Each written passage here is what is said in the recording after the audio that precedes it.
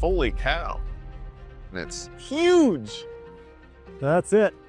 It's 40 feet long by 6.5 foot diameter, I think. It's a monster. You're not going to believe what Parker Schnabel stumbled upon in the middle of nowhere. It's a find that could change everything we know about gold mining and make him an absolute legend.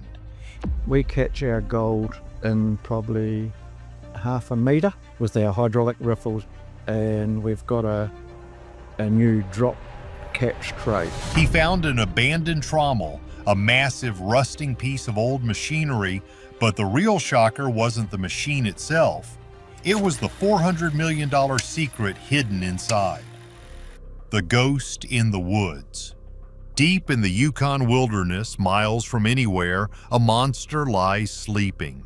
Swallowed by thick trees and tangled vines, a colossal steel drum sits silently rusting away. This is what Parker Schnabel and his team found.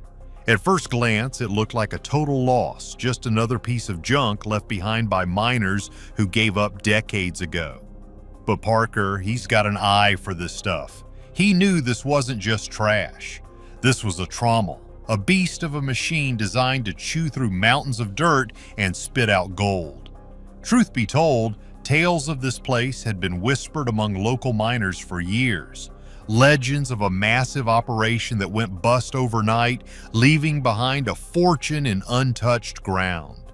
Some said the original owners hit a rich vein and then vanished, while others believed they were chased off by brutal weather or bad luck.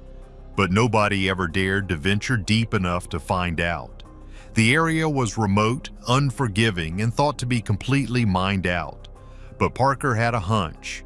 He pushed his crew deeper into the forest than anyone had gone before, following a barely there trail on an old map he'd bought from a grizzled old-timer. As he climbed onto the rotting platform of the machine, something caught his eye. Brushing away decades of grime and rust, he saw a tiny, unmistakable flicker of yellow. It wasn't a trick of the light. It was gold. Not just a few tiny specks either. There were flakes and small nuggets wedged into every crack and crevice of the machine. The old-timers who built this thing were focused on getting big, chunky nuggets, and their machine was crude. It let tons of fine gold slip right through the cracks, lost to the tailings pile. For years, all that lost gold had just been sitting there, waiting. Parker's heart started pounding. He knew right then and there that he hadn't just found an old machine. He had found a time capsule filled with treasure. But as the excitement surged, a huge problem stared him right in the face. I get the reasoning behind it, having two smaller plants. It's really no different than having one big plant, except... This ghost in the woods was more than just old, it was a complete wreck. The gears were frozen solid with rust. The giant steel drum was warped and fragile, and the entire structure groaned under its own massive weight. Getting the gold out wouldn't be as simple as just turning it on. He had to somehow bring this dead giant back to life, and the forest wasn't going to make it easy. Okay, so finding a treasure-filled machine is one thing. Actually getting that treasure out is a whole different ballgame. The trommel was a complete disaster. We're talking about a machine that weighed tens of thousands of pounds, stuck in the middle of a dense, unforgiving forest. Just moving it was a logistical nightmare that would make most people give up on the spot. The first challenge was just getting to it with heavy equipment. There were no roads. The crew had to spend days carving a path through the wilderness, clearing trees and moving rocks just to get their trucks and cranes close enough. Every inch was a battle. The metal of the trommel was so old and corroded that Parker worried the whole thing might just crumble into a pile of rust if they moved it wrong. It took every bit of their engineering skill and pure stubborn determination to carefully lift the massive machine and transport it to a workable location without it falling apart. But getting it moved was only the beginning. Now came the real work, the rebuild. It was a top-to-bottom overhaul. Every single part was a problem. The gears were so worn down they looked like melted candy. The screens that separate the rock from the gold-bearing dirt were choked with a solid mass of dirt, roots, and debris that had hardened over decades. The main steel drum, the heart of the operation, was so rusted in places that you could practically see through it. It was barely holding together. The pressure was on, big time. Every day they spent fixing the trommel was a day they weren't mining gold. The clock was ticking. Finding replacement parts was a nightmare. You can't just go to the hardware store and buy parts for a machine that was custom built before their grandfathers were born. They had to get creative, fabricating new parts from scratch and hunting through old mining archives for diagrams. Rusted bolts, some as thick as a man's arm, refused to budge, forcing the team to use blowtorches and brute force just to take the thing apart. Failure wasn't an option. Too much was riding on this. After what felt like an eternity of sweat, grease, and nonstop work, something incredible happened.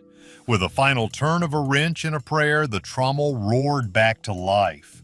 But while the team was focused on reviving the machine, they almost missed something else. Something hidden right under their feet that would turn this already amazing find into the stuff of legends. Just when they thought things couldn't get any crazier, they did. While clearing the area around the resurrected trommel, one of the crew members noticed something odd about the ground. It wasn't just regular dirt, it was a massive, forgotten stockpile of pay dirt. This was the stuff the original miners had dug up but never got the chance to run through the machine. It had been sitting there for who knows how long, hidden under layers of leaves and overgrowth. At first it just looked like a big pile of dirt, but Parker, being Parker, decided to run a quick test pan. He scooped up a handful, added some water, and started swirling. His jaw nearly hit the floor. The bottom of the pan wasn't just sparkling with a few flakes, it was coated in gold.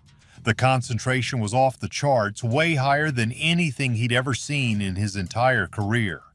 This wasn't just a leftover pile, this was the motherlode the old-timers had been digging for. They had hit the jackpot and didn't even know it. Parker knew he had to act fast. He didn't have time to build a whole new wash plant.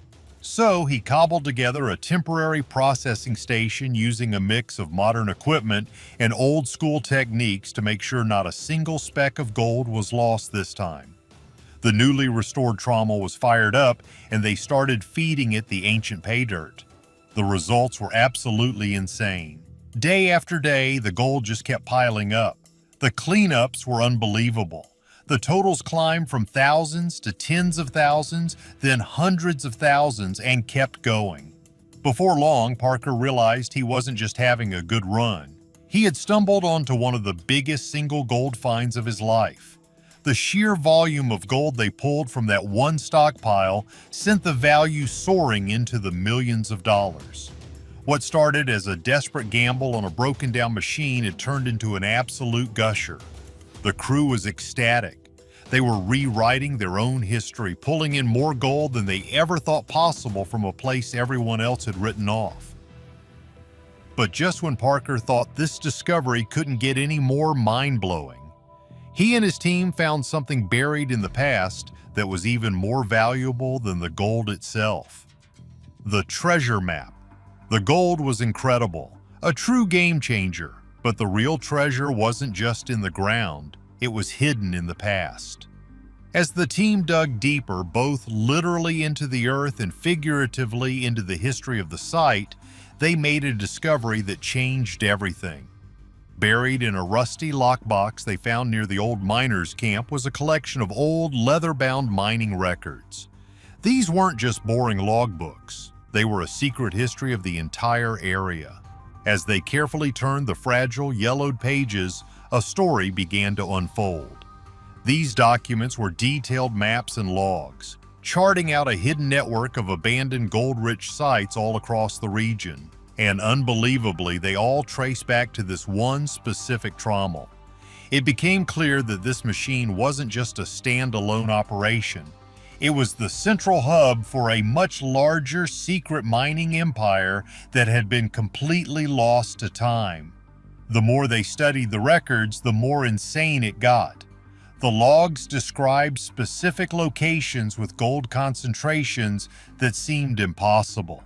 They spoke of veins of sunshine and creeks that ran yellow. These were areas that had been prepped for mining but were left completely untouched when the original operation went belly up. It was like finding a real-life treasure map, leading to a fortune that had been sitting out there in plain sight for almost 100 years. Parker couldn't believe his eyes. If these records were legit, and everything they'd found so far suggested they were, then the millions they just pulled out were just a tiny taste. It was the tip of the iceberg.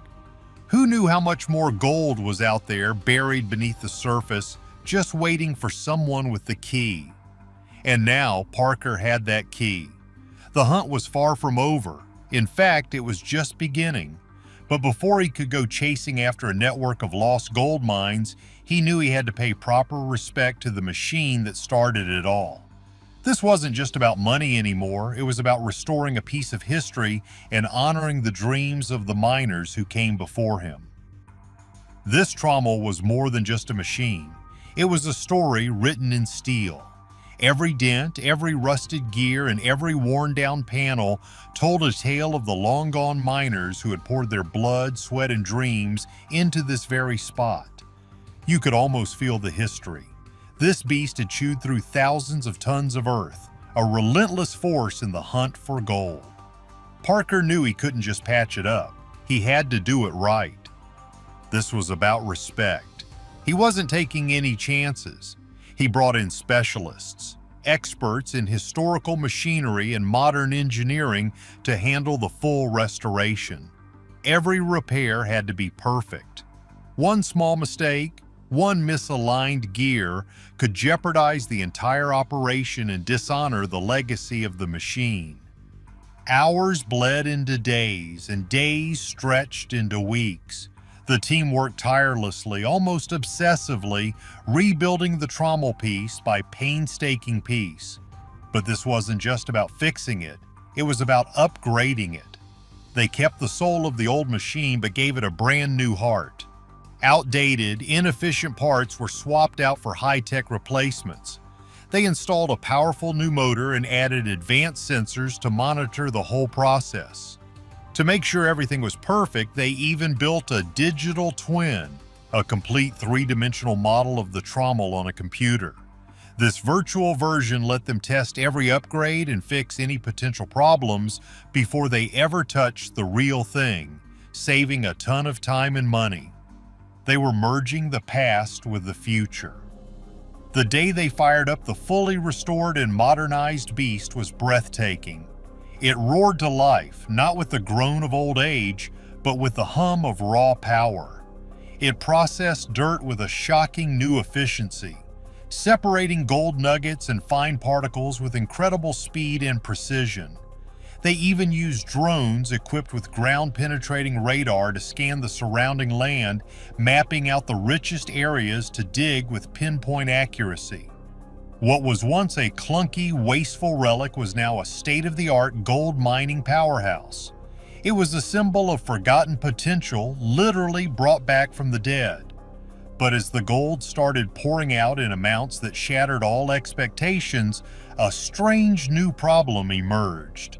One side of the Trommel was producing way more gold than the other. That wasn't supposed to happen, and the team had to figure out why fast. The restored Trommel wasn't just a success, it was a revolution. This single project completely flipped the script on how people thought about mining. All of a sudden, old, forgotten machinery wasn't junk anymore. It was a time capsule of untapped potential. This kicked off a kind of mini gold rush, but not for land, for forgotten machines. Miners, engineers, and even historians started digging through archives, hunting down old equipment that might still have some life left in it. But this was about more than just nostalgia. By taking an old machine and upgrading it with modern tech, Parker's team set a new standard. They were recovering gold more efficiently than ever before while drastically cutting down on environmental damage. This earned them major respect not just from other miners, but from local communities and environmental groups who had long criticized mining's destructive habits. The restored Trommel proved that you could be profitable and responsible. The impact went global. Mining companies from Australia to South America started re-examining their own abandoned sites, wondering if they too were sitting on a hidden fortune. This new focus on re-mining old sites is breathing new life into regions that were considered tapped out. It's creating jobs, reviving struggling mining towns, and boosting local economies. The ripple effect is huge. It's not just about the gold coming out of the ground, it's about the revitalization of entire communities. If forgotten machines can spark a new gold rush, what else are we leaving behind? Smash that like button, hit subscribe, and tell us, should old mining sites be protected or plundered?